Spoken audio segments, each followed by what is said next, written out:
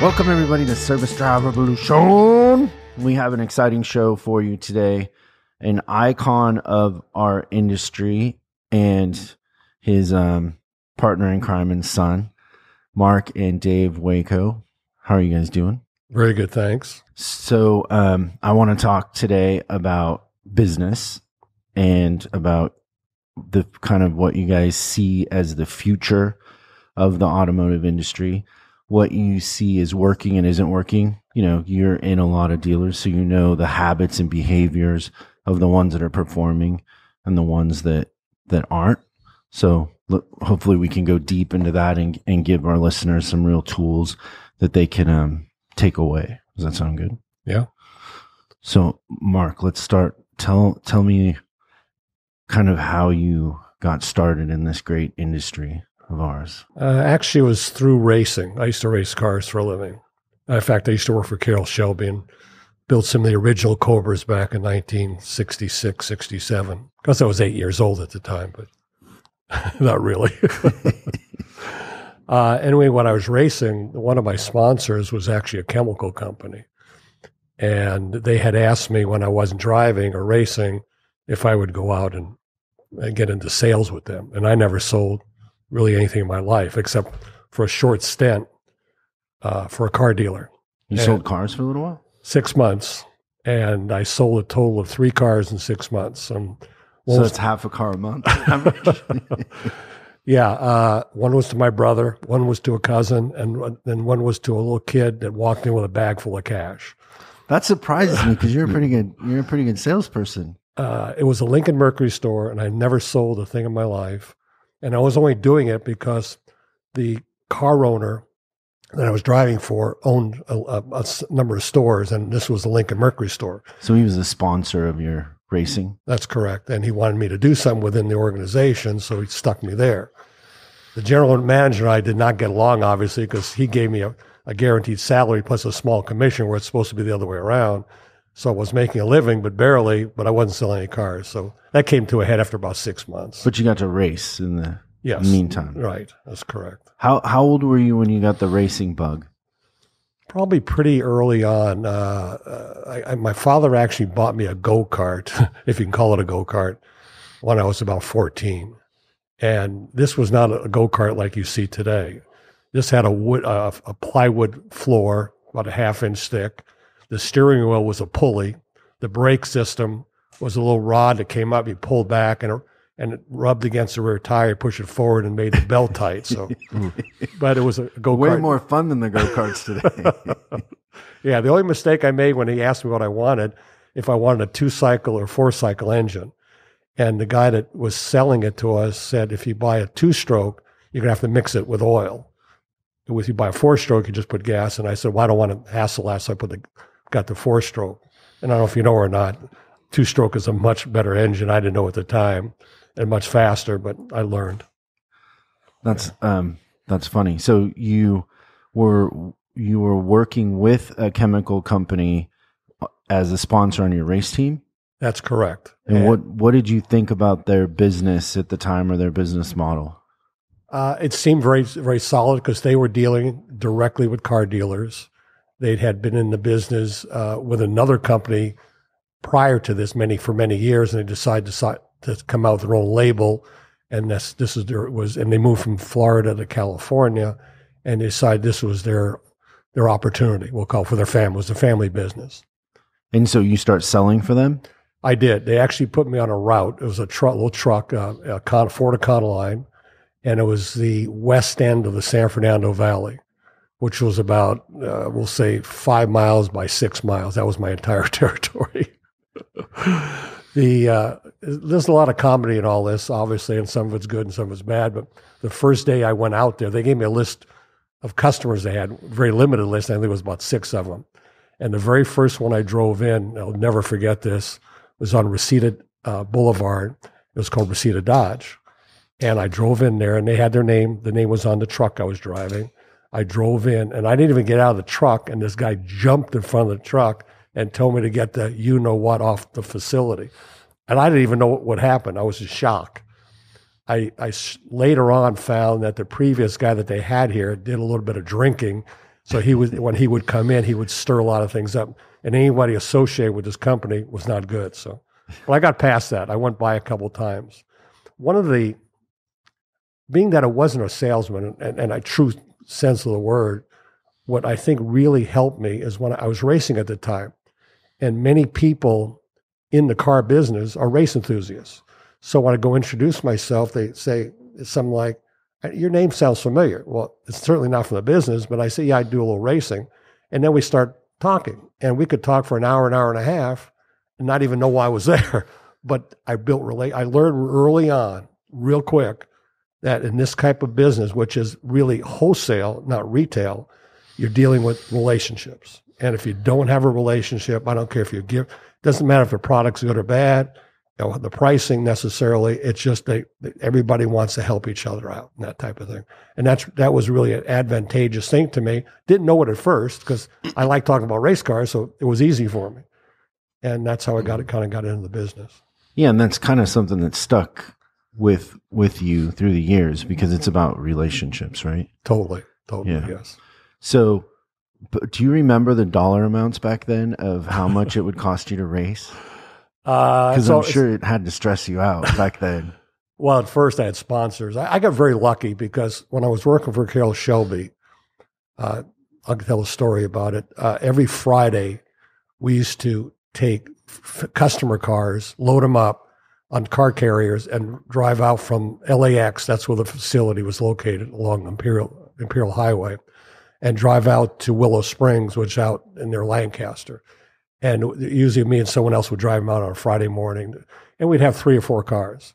And we got out there, and normally a test driver would meet us out there. We'd unload them, warm them up. He'd come up, take them around a few laps, load them back up, and just see how to make sure, because they were sold to customers.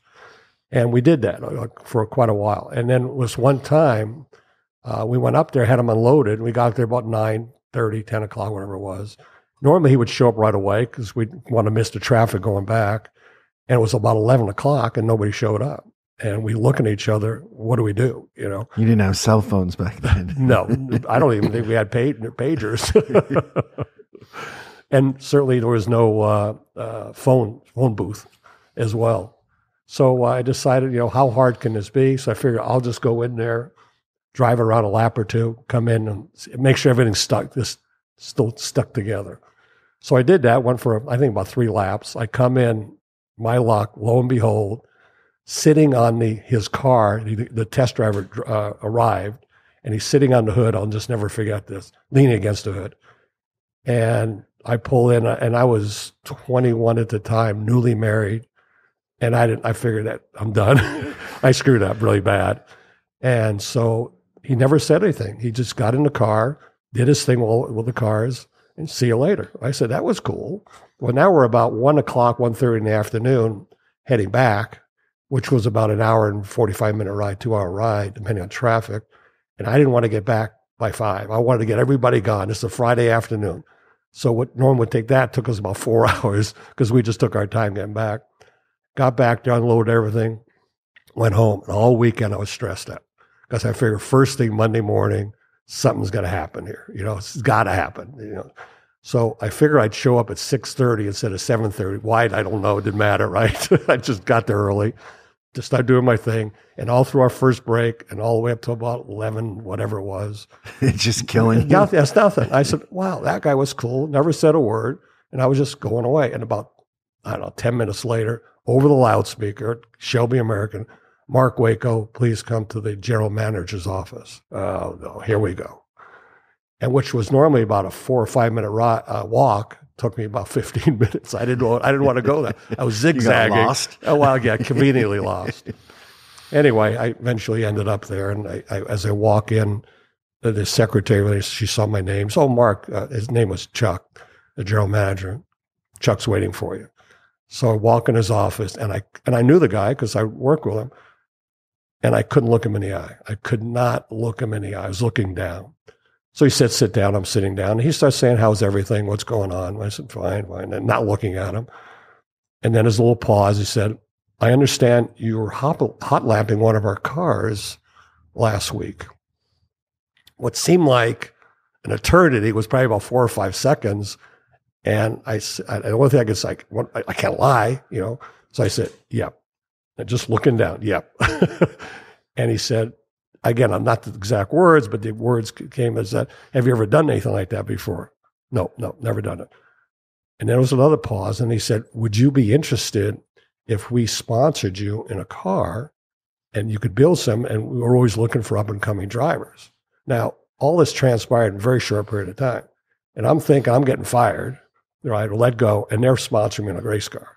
I mean, go put the two together. It's, total opposites. Yeah, it's funny. You were agreeing to be sponsored in a race car to keep your job. That's right. Well, it wasn't quite like that, but it was going along with it. It's certainly interesting. So that's why I got it. They did it. And the first year I won a regional championship, and that was off and going. However, luck be it had, in 1968, Shelby American was closed down at LAX, and they shifted all the cars, all the Mustangs, to be converted over to a company in Detroit, A.O. Smith, and they actually built gas station pumps. I don't know what the relationship is, but that's what it was.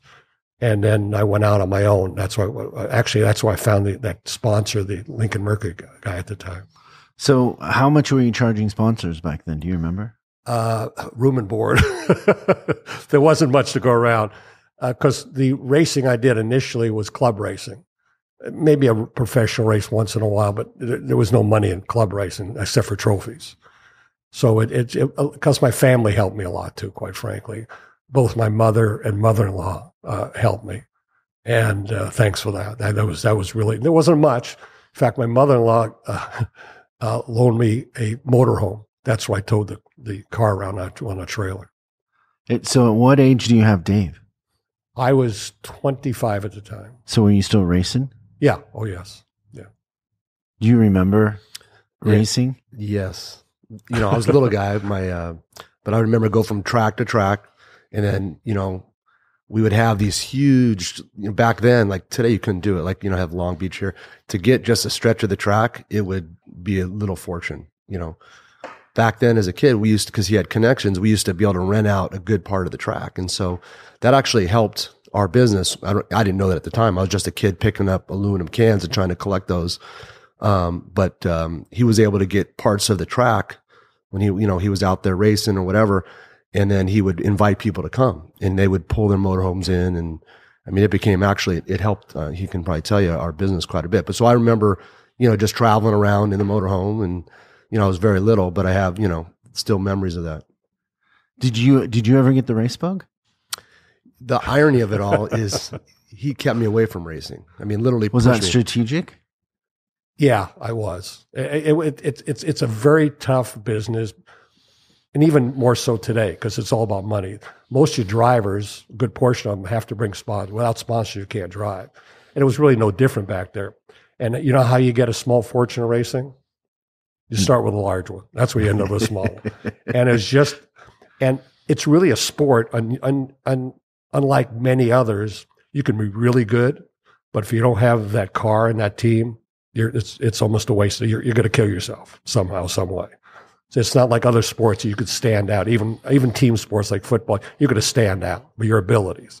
That doesn't happen in racing. I mean, yes, you see lap times, but if you don't have a good car, you're not going to get a good lap time.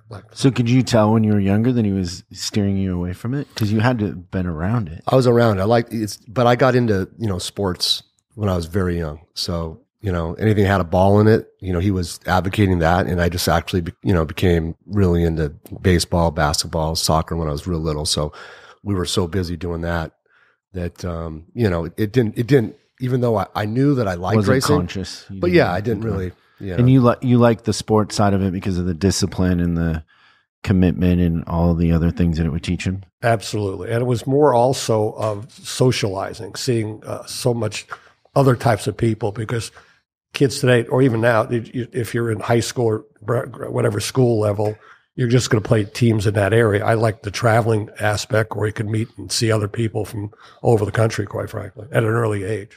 It's interesting today that the kids are all introverts because they don't interact that much. Are your kids like that? We tried it again. I try to advocate the sports. I've been, fortunate my kids have enjoyed sports and we got them out there, but there's definitely an influence for the kids to get stuck behind, and they communicate like this all day on their computer, and the irony is I say, hey, let's go. You got to go see your friends, whatever. Because I am with my friends. Right. And even if they go visit a friend today, they're literally, they can interact less because they got to share remotes.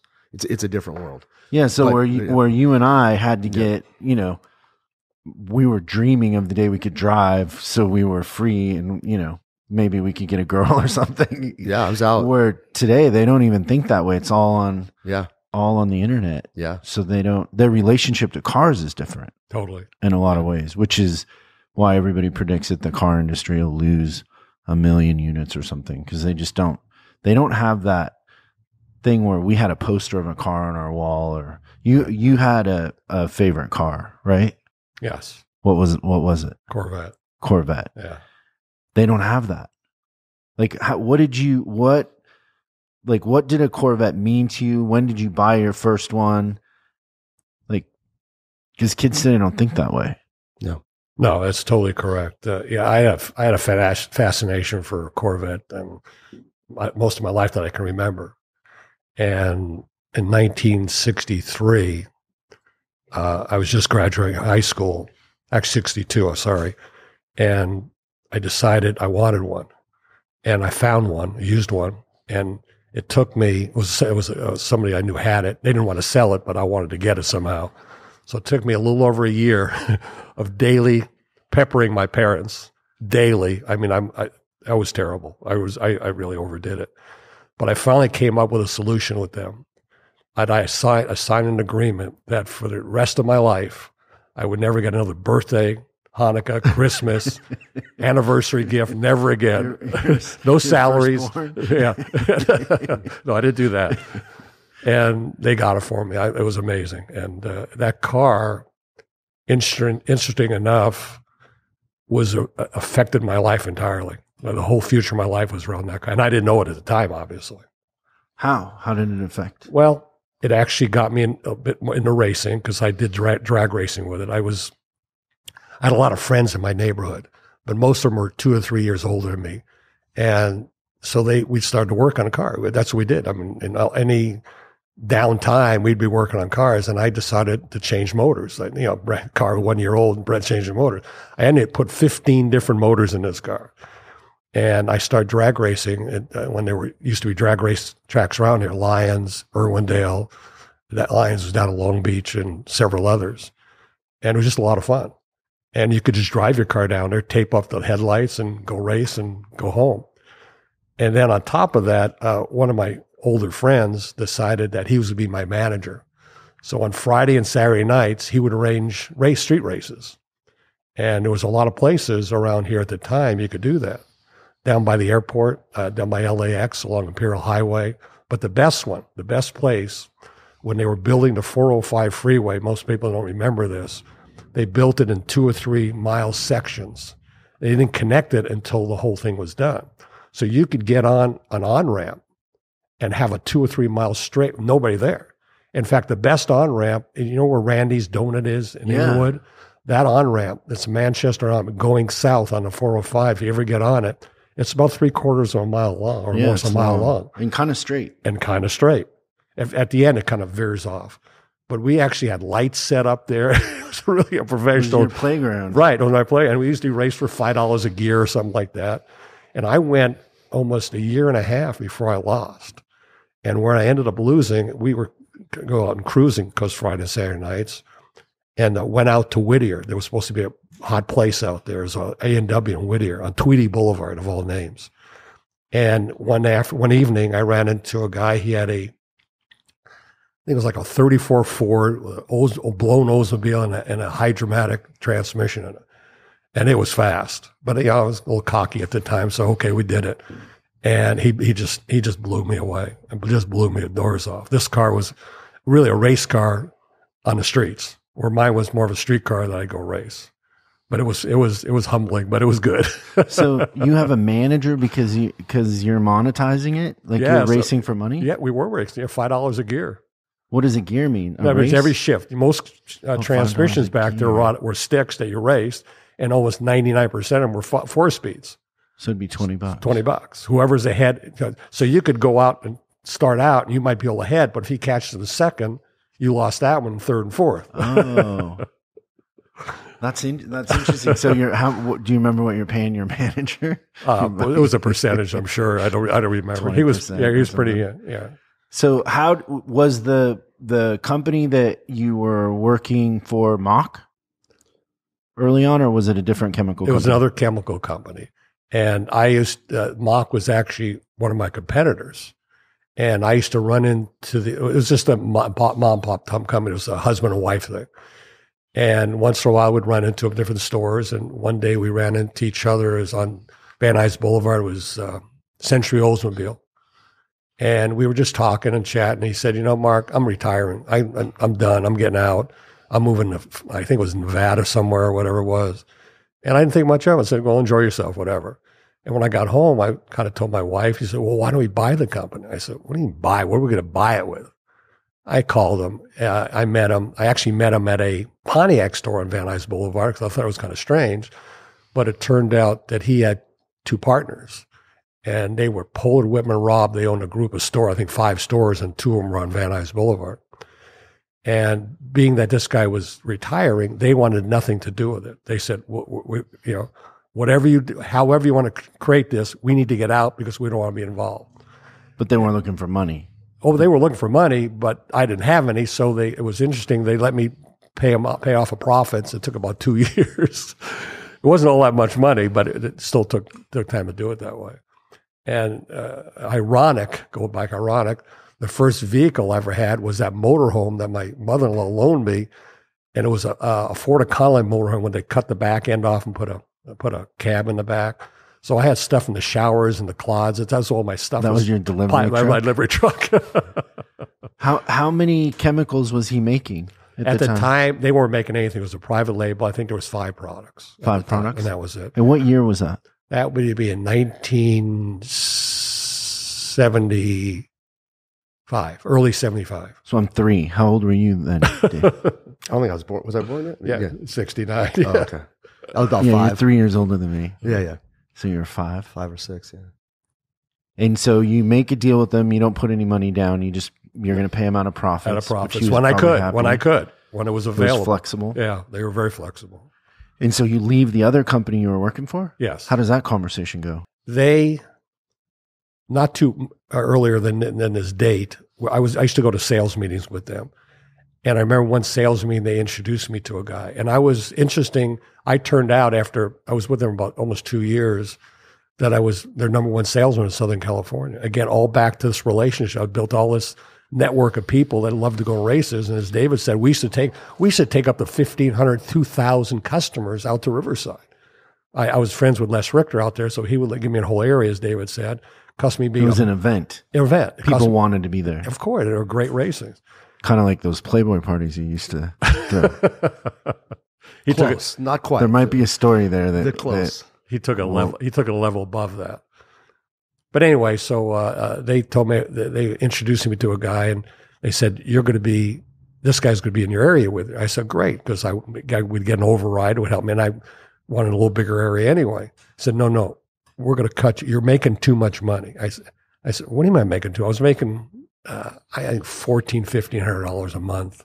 Just bought a home. I think it was $106 mortgage, and and just making ends meet. And they wanted to take half of it away. And the reason they were going to do that, they said I was making the other guys feel bad, which did not compute. I would think any company would want to point to people who are doing successful because you can do it. If he can do it, you can do it.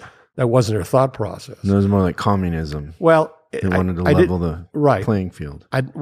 What I found out later, a lot of things you find out later on, is that the reason they left another company to make their own company. They got so big, they were in Florida originally, got so big that they decided to make their own. And I think in the back of their minds that they didn't want to create anybody else to do the same thing. How ironic is by doing that, they ended up creating me anyway. That's how ironic things are. It's funny.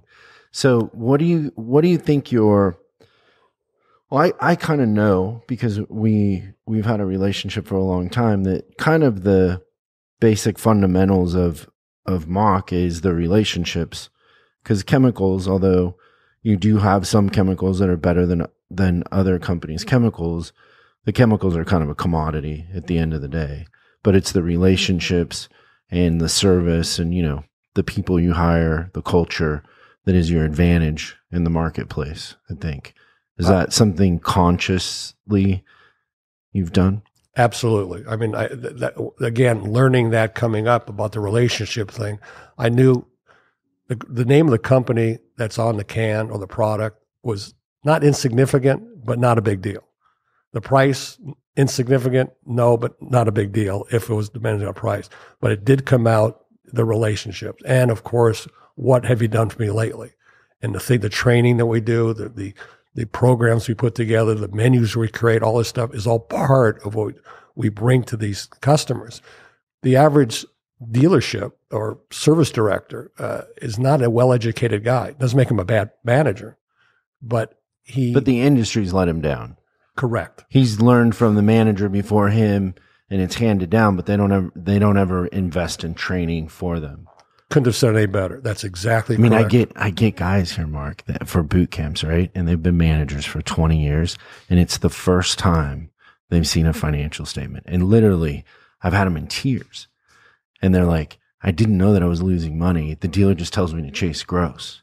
And so they chase gross, They come to work every day. They have the best intentions, and they don't even know their department's losing money. They're never taught to read a guy running a 7-Eleven knows how to read a financial better than we teach the managers that touch hundreds of customers a day sometimes. And again, everything you said is totally correct. I've seen it, learned it over the years, is that the industry or the dealerships really do not invest properly the training of their managers. A lot of service managers, ex-technicians or service advisors, they're nice guys, no cars, but doesn't make them a good manager. They need to be trained on what to do. And you're right. They don't know how to read statement. They've never seen statement, goes back, you go to ownership of the dealership. Most of them, where'd they come from? Used car department, new car department. Yeah, they don't even come from them. They don't come from fixed, so they don't even know that themselves. We have mutual clients that have told me if they could give the service department away, they would. But it should be that's what's creating. Well, the industry's going that way, don't you think? That's right. What do you? Well, first let's talk about everything that you guys kind of do, because you have more solutions than chemicals. So you're in the tablet software side too, right, Dave? Kind of give everybody an idea of all the solutions, menus, everything that you have. A little bit to add to what my dad said, I think what separated us is our ability to work with dealers, understand what they're trying to do, and then be a strategic partner to them. So what we learned, when I got into this, just a little background, he pushed me away from cars. I was in sports, I played baseball, did other things. So when I started, in getting involved with the company, I said, well, how do I help the advisors sell? How do I help educate them?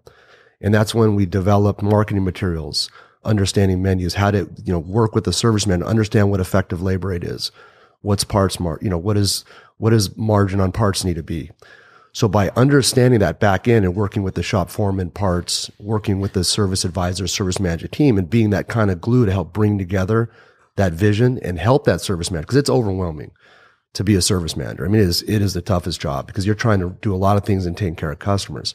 So if we can strategically partner with them and help them to drive more business, CSI, it didn't necessarily mean that the product, but that was an opportunity to generate more revenue, but also getting customers back in the store and the customers.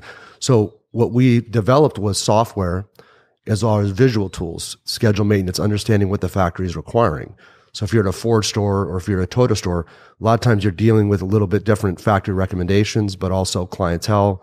And when I started this, really getting into this over 20 years ago and helping, the company, that was my strength, is because I could really understand what the service manager wanted.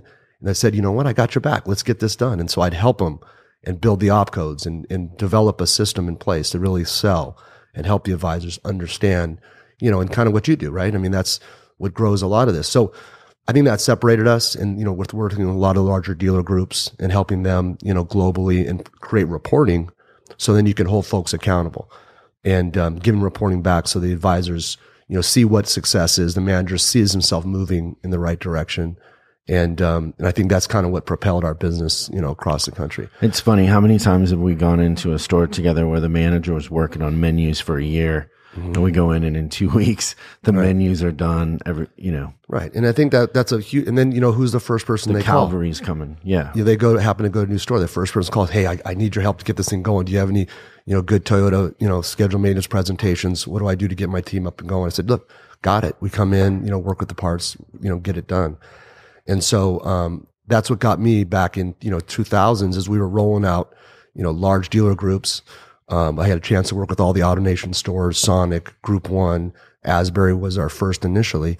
And really helping those stores, understand how can I grow our business and the importance of service, because that's how dealers were making, we weren't selling as many cars.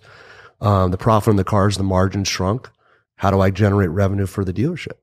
You've got to sell. You got to be, you got to be able to take care of customer pay. So, that's what's propelled our business. And that's kind of our, that's the back end what allows our business to continue to grow even in a market where you're not seeing the service vehicle as frequently, is the fact that we can help and be a part of the business and spread out and do anything for a dealership. So we manufacture car care products.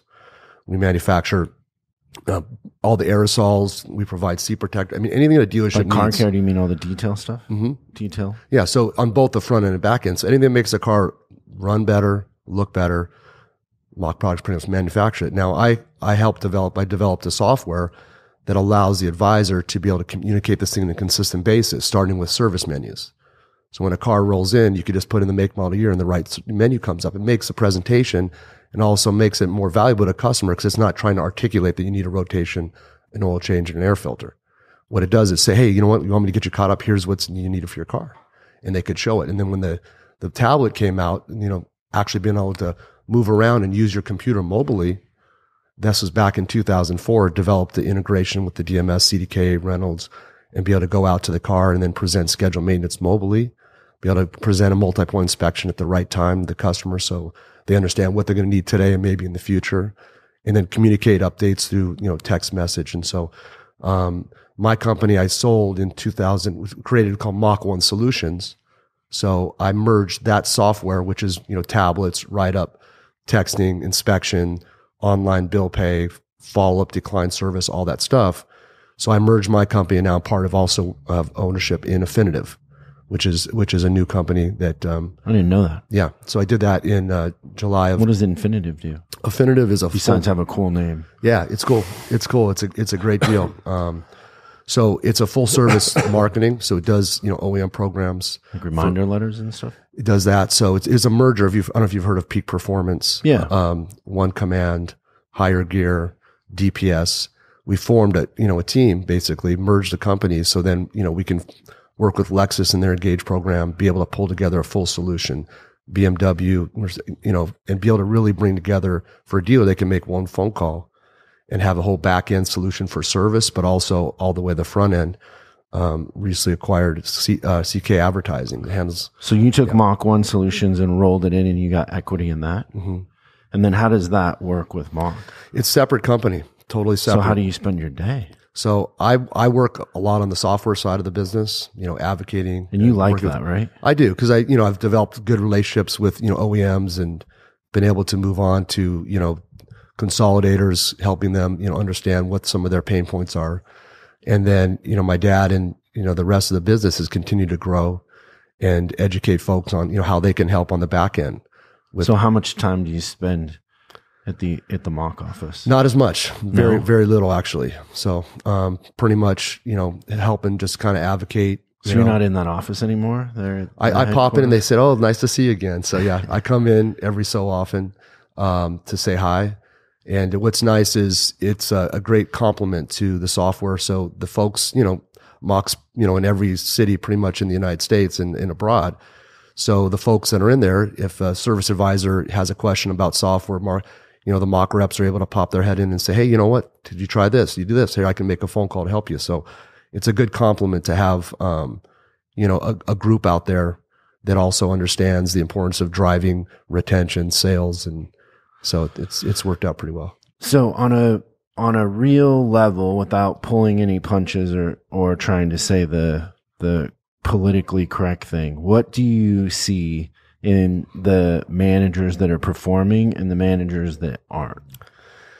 For me, it's just, buy-in, Attitude? It's buy-in. I mean, it's the most consistent thing that I see as far as success. When I see success, it rolls out all the way down. So because whether it's software or whether it's service chemicals, we're just enabling what they want to accomplish.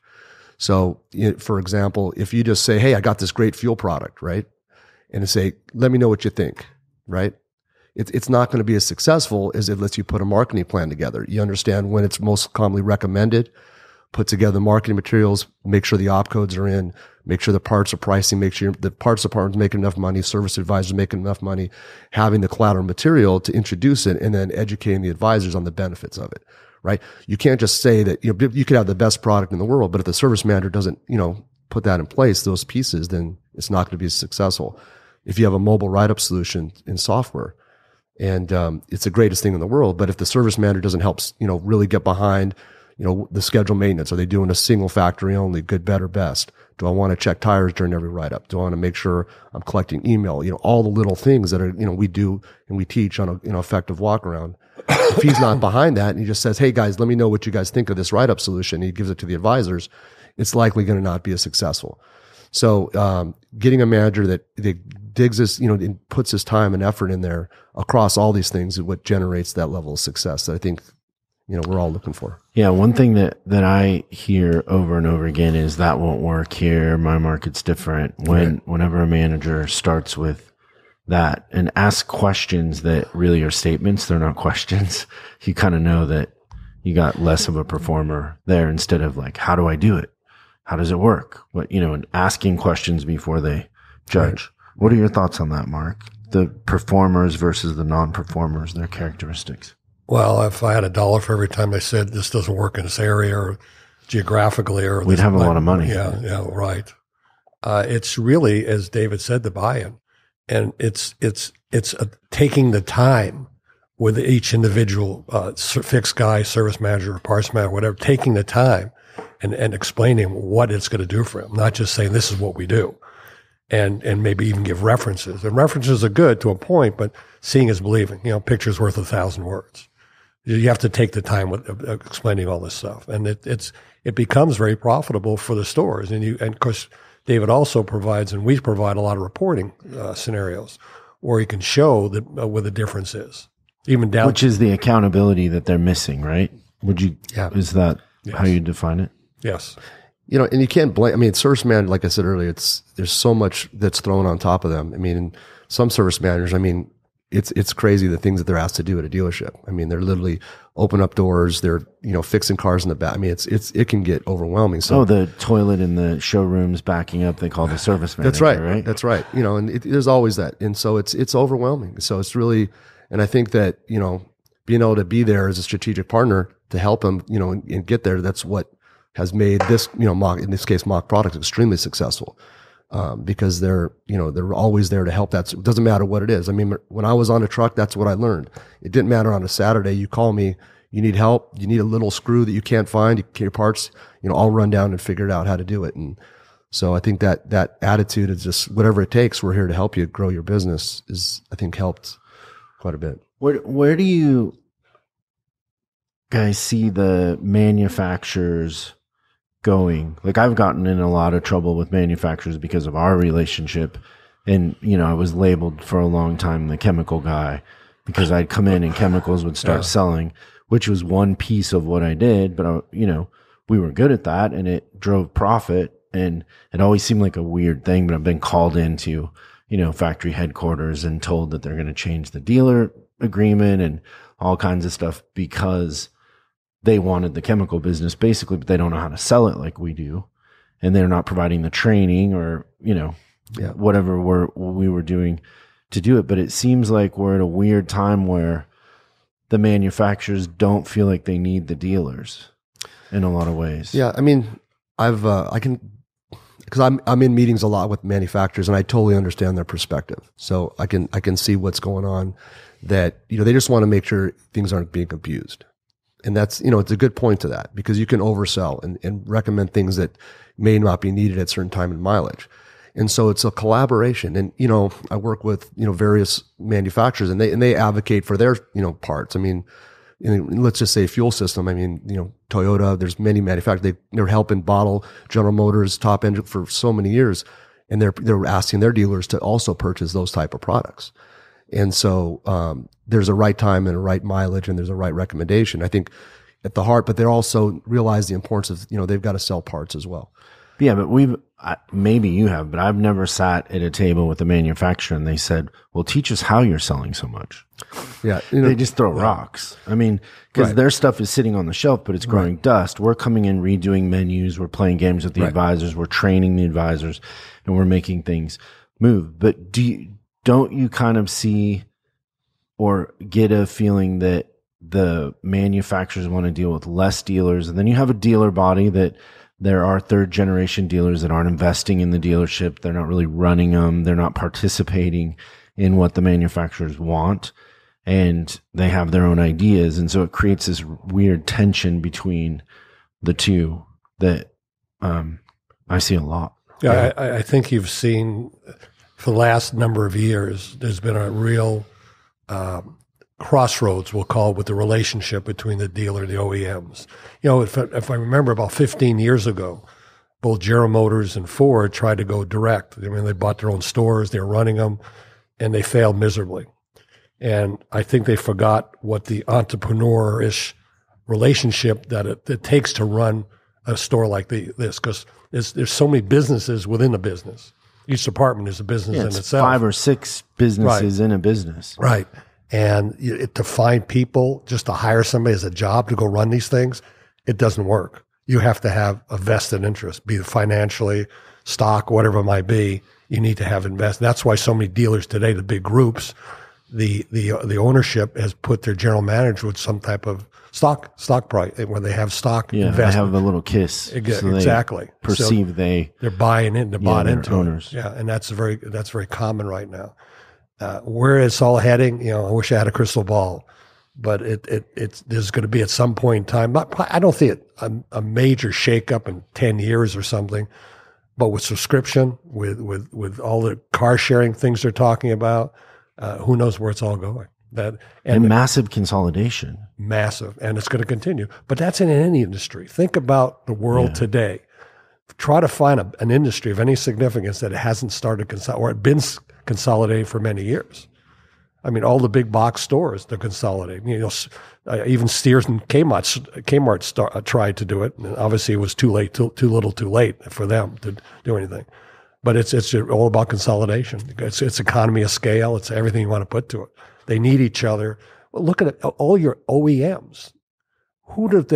Name me one manufacturer that doesn't partner with another manufacturer that 4 or 5 years ago they wouldn't be caught in the same room together, yet alone doing business together. It's all that way. No, it's even crazy that Tesla's making all those cars in a Toyota GM factory. That Toyota gave them money, right? Yeah. I mean, it is kind of crazy. It is, and kind of to something you said earlier, Mark, about the dealers come up through the front end. And so I feel like there's a shift in the industry where service is becoming more and more important because the car is a commodity. With the internet and buying on the internet, their margins are shrinking. But I don't know a dealer that, if I call a friend that's a dealer and I say, how many alignments did you sell Friday? They don't know. But if I say, how many cars did you sell Friday? They're like, well, we had an 11-car day. Yeah. They measure their ego and their success by how many cars they sell. But the industry is changing, and it's really about how you service those cars and how you retain those customers. And it seems like a lot of dealers, instead of buying into that, are just selling and getting out. And it's interesting because there's a lot of great dealers that are just walking away. Yeah, well, there goes the generational gap again, because many dealers sometimes are fortunate that their siblings or their kids actually enjoy the business, but the vast majority don't want anything to do with the business. And that's a shame, because we've all seen, you and I and Dave have seen over the last 15, 20 years, the downfall of some of these stores when they change ownership within the family and they go right down the drain because they just are not equipped to do it. And it's interesting when I got into this business and watched all this for many years, I noticed that the ones that were more successful, then they put their kids really starting out sweeping the floors, working in the detail department, working in a body shop, whatever. Learn each department separately. And then when you get put in a position to manage, you know what you're managing for. Some of them made so many big mistakes and put them ahead of a department, they don't even know how to go to the bathroom and where the bathrooms are, whatever it might be. There's a big difference between the kids that worked every department and the ones that came back from Stanford and went right to general manager. Absolutely. There's a big difference. Yeah. And with my son, when he finished playing baseball, he hurt himself, and now he had to get a real job. I decided I didn't want to put him here, so I actually had to move to San Francisco to work for our distributor. Yeah, well, actually, we own it up there, our warehouse up there. It's a distribution outlet, and get on a truck and make deliveries. That was the only way I knew to have him learn all facets of the business. How long did you have to do that? I actually enjoyed it. Oh no, I'm sure. Yeah, it was 3 years. 3 years. Yeah. So, And did you have to sell too? Open New accounts? Oh yeah, That's all. Yeah, that's all I did. Yeah. I was getting phone calls by the guys up there. What have you done? Because he is so inquisitive and just constantly nagging and asking questions anywhere from 3 to 5 times a day. And they've never, but interesting. This is, it's amazing how things are ironic. I use that word a lot. What they did up there when he moved up there, shortly thereafter, about a year and a half, 2 years after, they started developing the menu program that we never had or didn't do. And it's that there was 3 other guys up there that when plus David developed all this because of necessity, what they saw. And I didn't know, I was seeing all these bills coming through there were printed menus back there. Why are we spending all this money? They just throwing them out anyway. Then they said, look at your sales. Oh, okay, keep buying, keep selling those things or get rid of them. But that's really what just from me sending them up there, working with these guys and putting, I want them to learn the business, but not with me. I want them to learn from somebody else. So how do you see MOC changing in the next 5 years, 10 years? Oh, that's an interesting question. I get asked that at least every other day. Oh, you do? Well, yeah, people at the company, when you're at shows like NADA, competitors walk by, what are you guys doing?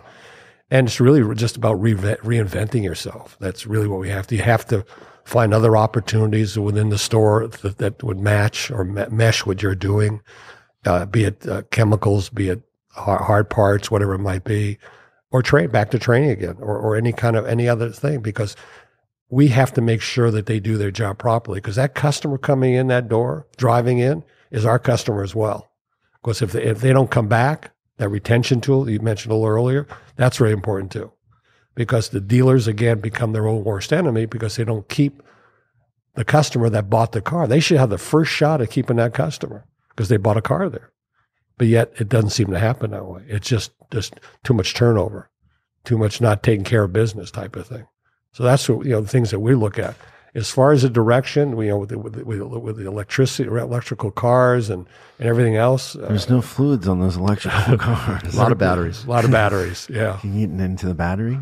Actually, it's interesting enough, there is fluids because there is a coolant that keeps the battery, the temperature from going up. Can it be changed? Yes. It can? Yeah. It's not going to be enough, though. No, but it's something. Yeah. But I think just being diversified, just reinventing the company and looking other opportunities. Yeah, it's interesting. I remember seeing the Nissan Leaf come in, and there was nothing you could do to it. And now, a lot of the manufacturers they want half their cars to be electric, like Volkswagen and. Well, the necessity because of the mileage situation that they have to do that because stay under the government mileage average. Yeah, so it's definitely forced that way to change. Why do you think there's so much turnover in dealerships? It's always been that way. I think it's just people just move around, and for sometimes for no reason. You'll see a guy doing really well at a store, a service director will say, or parts, and all of a sudden he's gone. Now, why did that happen? So, well, they wanted to renegotiate my deal. They're back to making too much money. What happened to me? And, I can get a guy coming in there at half the price, third of the price, whatever it is.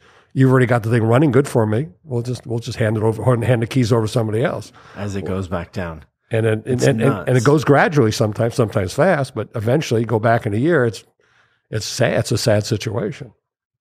Yeah. I think I can attribute a lot of my success to putting a pay plan for the advisors and the managers in place where it's fair and they can make what they want and protecting them from the dealer in a weird way. Because when I would go in, I would make sure, if you're making this much, do you care how much the service manager makes? Because they think that the next guy coming in can do it. And all the turnover in the drive kills you. Yeah. You lose customers. When a customer sees a different face every time they come in, it's terrible for sales. And so keeping the same people, keeping the same manager is a huge priority. Yeah. Yeah, I learned that too at a real early age, watching that. Even with our company, I think in the 45 years I've owned it, I've only had maybe 3 managers leave that didn't retire or pass away. So we hang on to our people. We try to. It's important. Very important. That common denominator is the same person going out there doing the same thing with that same face. Yes. Yeah, but we know a lot of managers that jump around a lot because of that, the pay thing. They come in, they have a pay plan, then they blow it up, and they're making a bunch of money, and then the dealer's like, nope, a manager isn't worth more than $12,000 a month. This guy's making 16, he's gone. Yeah. And you're like, look at how much you made. It's an odd thing, right? You would never think that in sports, right? Like if a guy's hitting 45 home runs and whatever RBIs, what would good RBIs be? 100 these days. 100 still be great. Yeah. So you wouldn't say, oh, well, the guy can't make whatever the number is, right? Because it's production. But the dealers lose sight of the production. It's just they don't want to sign that check. It's a weird industry with that. It's always fascinated me. Because I'm always like, hey, if you can make it for me, I'll pay you. Right? That's called a good deal. Or you get a changeover in ownership, be it a sibling or somebody else all of a sudden takes over and he didn't have that same relationship. Not my guy. Yeah, that's right. Not my guy. Well, if it goes to sports, then we can start. The Clippers deals have been pretty crazy lately, but no. The trades? Oh, man. Yeah, so we'll see. I'm going to have to wait to see what happens. It's tough to root for the Clippers to win when you got to give up a lottery pick. So the thing I don't understand about the Clippers is I don't think Doc's a very good coach. Everybody's got a separate opinion. That's for sure. Well, I've sat there and watched it. I remember years ago that I think I saw you there, but when they were playing the Houston Rockets and they just collapsed and they had the team, they had better players and they just collapsed. That was a tough one to see. But that's the coach. I feel like, and afterwards, just watching his press conference, he's like, well, we did our best. It's like, you did your best. What are you talking about? You just lost. Yeah. I don't know. There's something about him that's just too entitled or something. Well, that time he was also doing the GM job, and I think that was a mistake. Personally, and I think they've usually always is, right? The only guy that can pull that off is Belichick, and even him, he has a GM. He's just okaying everything or whatever. They're running it by him, He's getting a one sheet every day, yes or no. Yeah, I remember that game. They were ahead by 30-some points going into the last quarter. Yeah, and it just collapsed. Remember that. And I was heckling the Rockets or whatever the whole time, too. I was sitting right behind him. Yeah. Heckling them. It was working. Yeah. No, I try and do my part as well, but yeah. No, it seems like they strategically place people behind them to heckle, and I was just lucky to be in it. But there were a couple that were just, literally the players were, they were affected for sure. They must have thought you were a cousin or a relationship to Harden then. Yeah. He wanted to touch my beard for sure. I could tell he had super beard. Yeah. That's right. That's right. What about, what do you guys think about Brady and Belichick? Is there anybody at this table that would say Montana is the greatest quarterback of all time? I don't think you can anymore. Right? I don't think so either. No, I think, but people still say it. It's odd to me because people grew up in different eras, and that's who they watched. Go through this. But it's hard to match eras with people. Things change. But in this case, maybe for the worse, because with free agency and the way the salary caps, it's really hard to hang on to the same team for any length of time. Big turnover in team. So you have to admire. You have to admire what they've accomplished there for the period of time that they've done it. Yeah, Probably never happen again. No, Brady's a leader. Like he gets, you don't know anybody on that team except for Edelman and somebody else, and he gets them to run routes, and he, puts it in their hands. Yeah. And they, he's just quite a leader. It's interesting. I didn't have a lot of opinion for him, Brady, because you never saw him really interview much. But he was actually on Saturday Night Live last Saturday. He was a co-host, and it shocked me how well he did and how outgoing and a nice guy he comes across. He really, So yeah, he's well spoken and holds himself high. So I imagine he would be a really good leader. Yes. When I saw one of those episodes where he's mic'd up, and him like coaching and yelling and like the perfection and just relentless, like even yelling at Gronk, and it just like I don't know, it made me stop for a second and like pay attention to how he was the one driving everybody to be better. Yeah, I think it rolls over to like even the car business, just process. I mean, that organization, systems. If you talked about Kraft and what he's done, and you talk about, it rolls uphill. I mean, he took a chance with Belichick early on. I think Belichick was in Cleveland. He did some other stuff and fired Pete Carroll. Yeah, yeah, and he brought him in. And the thing is that system, it didn't matter whether you went through Randy Moss or if who you brought in. They found a way to put him into their program and. At a dealership too. I mean, some of these dealer groups are just, fine old machines. I mean, they have a process. It's similar, and that's success is, dialing in what the expectation is, and it comes from the top. And then after that point, people they feel their role and they feel good about being part of a team because they know that the ownership has their back, and then they have something in place that's going to be successful. And so, that organization has been probably, at least in the last, 15 years has been probably the number one organization of all sports. It's just consistency.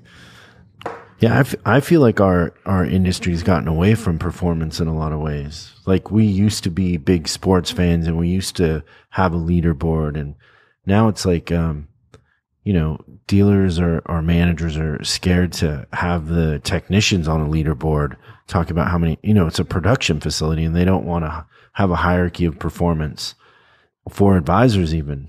Like it's just kind of like, well, just take care of the customer and everything will take care of itself. And it's like, well, that's a good starting point, but there is a level of performance in being a winner and a loser that our industry had, that I don't know, the kind of money that we could make at such a young age was crazy because of performance and dedication. And it seems like that's going away in a lot of ways. Well, I think the gamification, the making it fun, and we're all kids at heart, right? And we're all little boys. And you know what? At the end of the day, it's, who's in the playground, how are they going to rank them in the playground? How are they going to rank them at the dealership? How, that's that personal pride. No one wants to be at the bottom.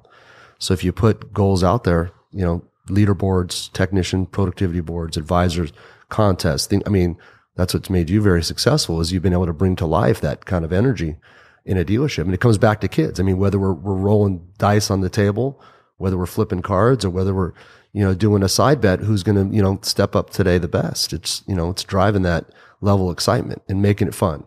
I mean, even kids today, how are we going to have to adapt to this type of generation? You got to make the program fun, whether it's software, they got to want to use it. If you're talking about mobile, right? What's making that fun for an advisor? Make it fun, make it and have that productivity as a goal. So yeah, I mean, that's something that we should, I think most successful businesses will create that atmosphere of, setting goals, setting priorities, setting standards, and having winners and really provide the accolades. I mean, you saw the Grammys, yesterday, you got people crying, all these, these guys have more money than God, right? But a lot of them, they roll out there and they get to be acknowledged. They want that acknowledgement. And, it's a Napoleon quote. He said, "My life changed the day I realized a man would die for a blue ribbon." Yeah. I mean, it's the prize, right? Like you would die for the blue ribbon. Just to get there, man. So. It is funny. But don't you feel like a little bit we're losing that? Well, yeah. I mean, it comes from that leadership. If that leader can create that atmosphere of fun, accountability, his team's going to make him look good. You got to reward. You got to come through. And when you say you're going to do something, you got to come through with that reward. And then that's how you earn people's respect.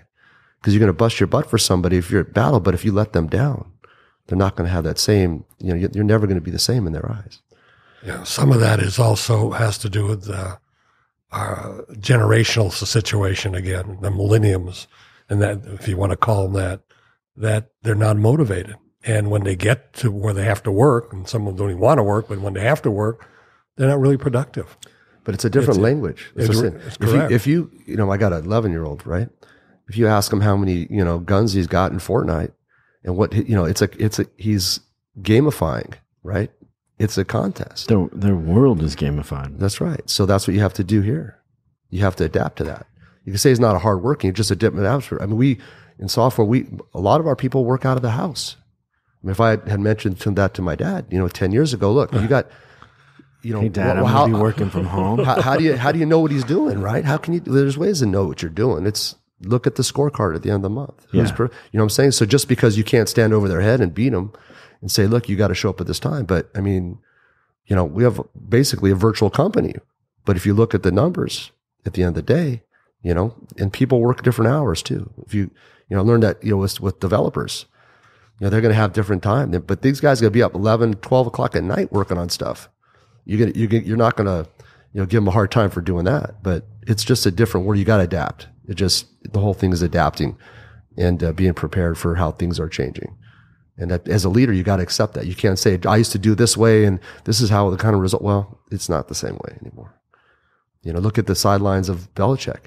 He probably never did videos and stuff like that, but man, I'll tell you what, how much does video have to do with the end of the game, what they're looking at? I mean, every time you hear one of these guys after the game, whether it's NBA or NFL, I got to go look at the footage. I got to go review the video. I got to see, it's all changed. We didn't have most of them are doing it right in the games. Yeah. They're on the sidelines right there looking at that play. That guy was open across the middle. Talk about baseball at Angels Stadium. They're down there watching, like they got software that tells you every pitch that pitcher's ever thrown. They're down there taking batting practice. Oh, it's crazy. Behind the the dugout, right? You call it the dugout. Yeah. I coach kids now in Los Angeles, different programs and stuff. And if you watch even at Major League, Dodger Stadium, they're showing you bat angle. They're showing you, bat speed coming off the bat, right? Projection, all these things. It's all the analytics. They're looking at all this stuff. And a lot of these guys, honestly, the scouts that I know that are recruiting kids out of high school, they're just saying, give me a tape and give me his statistics on not his batting average, but what's the bat speed? What's the angle of the bat coming off? They're looking at all this stuff now. And it's crazy, but you can't just say, I'm not going to do it, right? Because people again are looking at things different ways. One of my favorite lines in a movie is Moneyball when the guy's like, he's got an ugly girlfriend. It says something what does Brad Pitt say in the beginning of that? He's like, what is the problem or something like that, right? In that scene. It's great dialogue by Sorkin, but he's like, he's got an ugly girlfriend. He's not going to be any good. Yeah. That's how they used to think back then. Well, that was a great movie. I mean, but there's a piece of that, like, the really successful people are able to look at, analytics, but also you got to look at what's in the heart. You got to be able to find out and see what that's all about. Was it Clint Eastwood? That movie was, where he was looking, his daughter ended up, helping him at the end, and they went out to go look at that guy, but the guy was tremendous, statistically, but he had no heart. And so they said, don't sign that guy. He went with a different guy. But, trouble with the curve. Yeah. He couldn't hit a curve, right? Yeah. Right. But so, that's what a good leader can identify is, look at some things, but also, get to know the person, what it's about. And that's going to be even more important. So wrapping it up, what are your thoughts on training in the auto as it applies to the auto industry? Where do you think the biggest gaps are? I just think the consistency of it, that people do it for a period of time and then they stop and they expect it to stay that way. They have too much turnover to be able to, and plus people, the average person will just eventually gravitate back to what they did before, some sooner, some later. So it has to be an ongoing program that's systematically keeps it refreshed, and that's it. And because they don't do it, we have to do some form of it. We're forced into it. Yeah. Because again, their production is our production because we need to work hand in hand on that. Consistency, systems, right? Yep. I mean, a lot of the dealer groups that have consistent follow up training, new hire process. I mean, things that just to bring people into what they expect, because otherwise they don't know. And, if you look, just like enterprise, some of these people that, organizations that, invest in training, these people are consistently pretty good. And, I believe that for a long time now that, when you hire somebody, you just don't want to hire them just because they know, the DMS, or you don't know because they had, That's a good one. OEM experience. How long you work at Chrysler, right? Or how long you've known, CDK or Reynolds. Okay. All right. Let's give you a shot. Right. But no, what you need to have is the right person, the right charisma, the right personality, especially if you're a service advisor, because, you may know the computer, but how are you going to take care of me? And so be able to take a kid like that's really, fired up, or even somebody that, has good customer service, you put them in the right process, the right training, that it's going to pay off. So when we get the call, we need advisor training. And whenever we sell them advisor training, they have that bell curve where they get better for a little while and then it goes back. And I always tell them, advisor training is the second thing you want to do. You want to fix your systems that support the advisors, because if your systems are bad, the advisors are going to struggle and you're going to have tons of turnover. So it's the systems first, then the advisor training is the magic. But they never want to hear that, but it's the truth. What do you think about managers? Because what I find is you can go train if I go get my guys up to speed, right? But unless that manager is dialed into what is going to happen, because you can't be there every day. So how is he going to hold them accountable? Or how are you going to get behind you? Because Chris Callens has a way, but if that service manager isn't behind it, then the most important person in our system is the service manager. Right? They have to take the time to do it themselves. It's daily shift meetings. It's, it's reporting, it's coaching, it's all of it. Right. But it's also systems so the manager can thrive and not feel like, they grabbed the cat by the tail and got drug around all day. Yeah. They have to be able to hold people accountable, build a team. I think the hardest thing right now is hiring techs. Oh yeah. And so that's where managers get stuck, is they start getting booked out. They don't have techs that can fix cars right. And then they kind of start doing a free for all. So one of the most important characteristics of a manager is being able to hire techs. Absolutely. Getting the right people in there. You can't have productivity if you don't have the people. Yeah, you can have culture or any of it. But a lot of guys have a shop that has a terrible culture, but they can't do anything because they don't know how to hire techs. That's right. So they're kind of a prisoner to it. Yeah, and that's becoming, as we discussed earlier, that's becoming a real problem, the lack of the tech, because I was reading an article that there's 72,000 tech turnovers in the car dealers in a year, but they're only replacing with 36,000. Yeah, it's 2 to 1 almost, right? Yeah. Yeah. It's interesting in that. So you hear, like, one of the things that I hear that I always think is funny is I'll be talking to a dealer in Montana or North Dakota or something, and they'll say, well, you can't hire techs. And I'll be like, no, we know how to hire techs. We can hire techs. Like, our record at a mutual client of ours, I think we hired 42 of them in 45 days or something, like almost one a day. And so we're really good at hiring techs. And they'll say, well, it won't work here because we're in North Dakota. And I'm like, well, you know what? Actually, you're in an advantage because you think about it. If you're a technician in Los Angeles, you're making $28 an hour and you're driving in this traffic. And can you buy a house for $28 an hour? It's tough. No, you can't. And so you have a wife and you want to have a kid. Are you going to be able to do that on $32 an hour? But you go to North Dakota, you're still making $28. But now you can buy a house.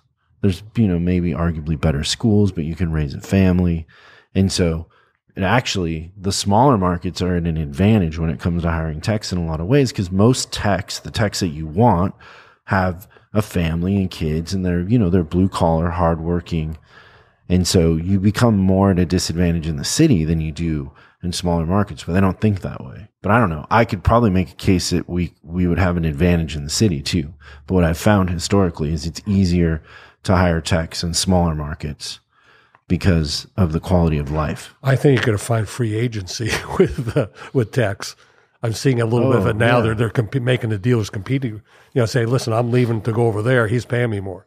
Oh yeah, especially in places too where the oil is up and down, like Odessa, Texas, or places like that. It's a bidding war. Yeah, because you're also bidding against the oil companies, and then you're bidding too against the heavy truck. Also, I think.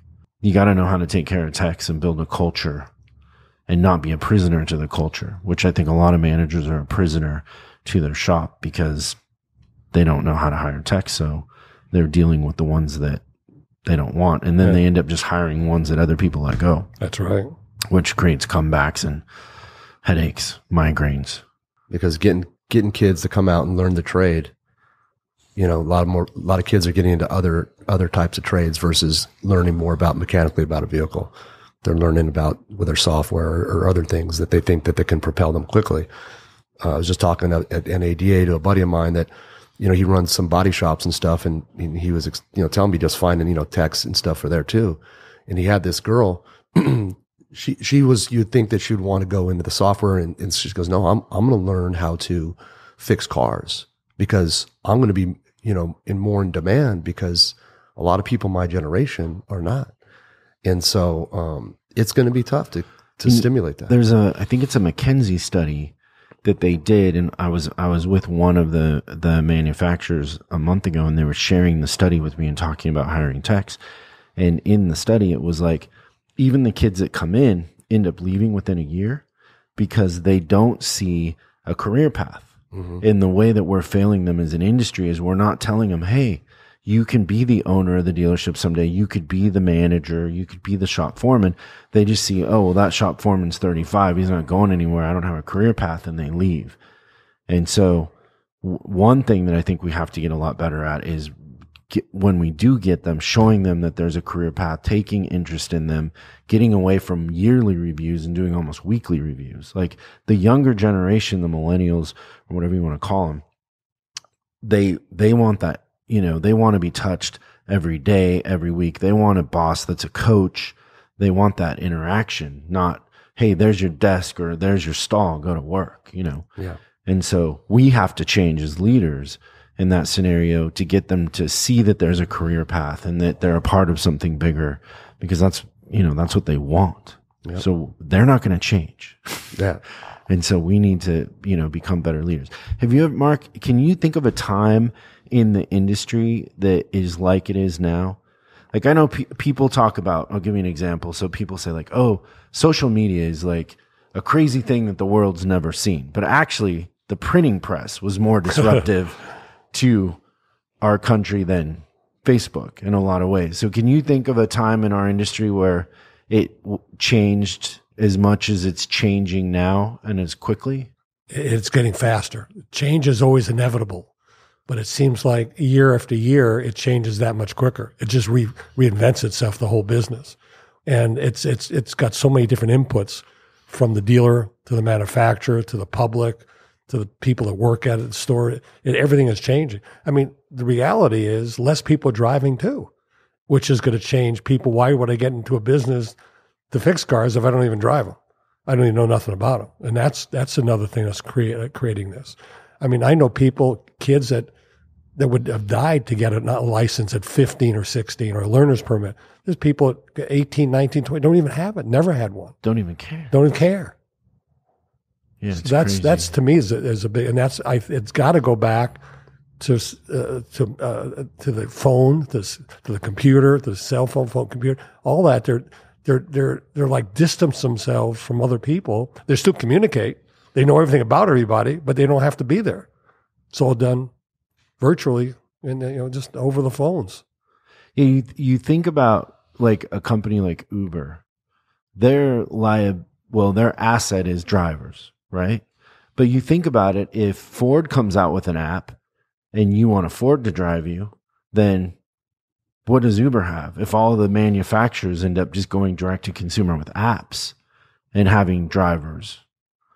And so it is, things are going to change, and there's a lot of ways that it can change, but it's like you said, you don't have a crystal ball. Well, you have the subscription where you can put so Porsche much per month, right? right? And you can just drive different cars every week if you want. You can do a Porsche. You should do it, Dave. Yeah. $2,500 and switch it out every day. One day you're in the Cayenne, the next day you're in the Cabrio. I think I can do that. I need somebody to drive me though. That's the thing. Why? Because you're on your laptop all the time? Yeah. So you need a car with Wi-Fi. Car with Wi-Fi. And a driver. And make sure Uncle Dan fits good there. You remember Uncle Dan? No, who's Uncle Dan? Uncle Dan sometimes will drive because it's so crazy in traffic in LA. So he'll take the time and drive me, and I get on the computer because I got it. Yeah, you're so much working. Yeah. I try to time things so I don't end up in traffic. That's not so easy around here. Well, it's really, really early and then Right. midday. Okay, so what did we learn today? Hiring techs, train, mindset, right? If you're the guy, Consistency, yeah. Systems. Yeah. Well, hopefully you can learn a little about this guy because he, starting out of our garage, it's a great story. It's a great story. No, it is. You're an icon, and that's why I'm so glad to have you on here. That's embarrassing to me. I don't think about anything like that at all. Did you ever think about retiring? People ask me like you. they Well, my answer is always like, problem- no, I couldn't imagine. Like, Paul McCartney, does he talk about retiring? Like, I just don't ever see a day where if I didn't have something to go do and, something to go hunt and kill. That's exactly correct. I know a couple people, a number of people at my age have retired. 6 months, a year later, they're ready to shoot themselves. They got nothing. Yeah. They're bored to death. And that scares me. I'm just an individual. I just need to be active, but more importantly, I need to have a purpose. I need to, things I want to accomplish, goals was still. So I don't see that happening necessarily, not in the near future anyway. How do you see that? I mean, I like having him around. So No, but do you ever think about retiring? I do have other aspirations on top of what we do. So I would never necessarily retire, but I do like giving back to the community, and I do, love sports. So, be able to have some more balance. I've been fortunate to be able to, coach my kids in sports. And so, I would see myself wanting to, help either continue with the kids and doing more things on top of, also stay connected in the automotive industry, because my family's obviously been with it for so long. And, we've created, so many things in this business and so many friendships. And so, I don't see myself ever exiting from the automotive industry completely. But, there's other things that I also like to try to accomplish too. We'll never be able to bring back those Playboy parties, will we? We'll have to look at that. We'll find a new home for it, right? Didn't they sell the mansion? Yeah, there's still other places here in LA. Do they still have parties though? Not like they used to. No. Not like they used to. Yeah, so just for everybody listening, Dave was kind enough a couple years to invite me to, it was some sort of ESPN SB award combined with a poker tournament or something. It would happen every year. Yeah, so I went like 3 times. Yeah, my wife and her friend would help put on these events prior to the SB, so we were able to rent out the Playboy Mansion and have a big party and do a poker tournament. So we'd have a lot of the athletes that were going to be honored at the SBs. It was there were more star athletes than normal people usually at those. I mean, it was crazy. Right. So those were some great times. Yeah. And Hugh would come out with his girls and say hi and go back in. The grotto was full with fun, and we had bands. We had some really great live bands perform. So yeah, that sort of thing doesn't really fit in anymore, right? Because I remember there was a rule that there could never be less than 5 girls in the grotto, and I don't know, that just doesn't play anymore. Those sort of machismo things. Did Dave ever tell you when he had the women painted? Well, he was there. I think I was there, but go ahead. Yeah. Well, they painted their bodies. Yeah. With MOC logos. Yeah, I saw that. Yeah. And it was Did you get in trouble for that? No. I think it just was a shocker. Yeah, because they weren't wearing clothes; they were wearing paint. And I was talking to some of them, and I didn't know they didn't have clothes on. it was done so well. So yeah, it was crazy. No, talk about systems too. Like the mansion had like a system for how you got in, how you got out, how you drank, how you ate, everything. Like they knew how to host a party. Yeah, and make you feel like you were in a fantasy land. Well, at one time he had a lot of power. Yeah. Well, it's interesting. For a whole generation, several generations, quite frankly. And the internet killed it. Yeah. Because nobody's buying magazines. That's right. It's not a thing anymore. I saw a thing on the news that the National Enquirer and this thing with Bezos, right? And them having pictures of him or whatever, they're compromising. And they were like, the circulation of the National Enquirer. What do you think the circulation is? I have no idea. I couldn't even guess. What do you mean? I wouldn't know it either. It's like 45,000 or something. That's it? Yeah. I was like, how do they stay in business? Yeah. It was crazy. Like, you think millions, right? They used to sell. Yeah. So it was the number one selling magazine every year, the National Enquirer. Like, not only because they put them out every week, but because they sold and they were at the cash register and then a good headline and people would grab it, right? But it's just not there anymore, print. It's changed. People want answers now. I mean, they look on anything you want. You just ask the phone. Yeah. It's there. It's interesting. It's crazy. I really appreciate you coming by, Mark. Well, thank you so much for having me. Very sweet of you to brave the traffic downtown. Too bad the Clippers aren't playing tonight. You can just stay. They do play tonight, but not home. They'll be back Wednesday here. Where are they playing? What's up? Where are they playing? I think they play in Minnesota tonight. Yeah. And then Wednesday, I think they play the Suns here. Do you think they'll make the playoffs? It's hard to say because, like I said, I've been 35. I'm probably the longest standing Clipper fan. Have the longest standing season tickets. It's tough to endure every year, but we have. So the fact that, of course, I'm rooting every day, but if they actually benefit more if they end up just outside the playoffs because they lose their chance at a lottery pick because they have to give it to Boston. So if they win now, so you have a conflict of interest. So I don't know. I'm still trying to figure that out for me personally. So we'll see. Well, thank you so much. You bet. Thanks again, too. Good to see you.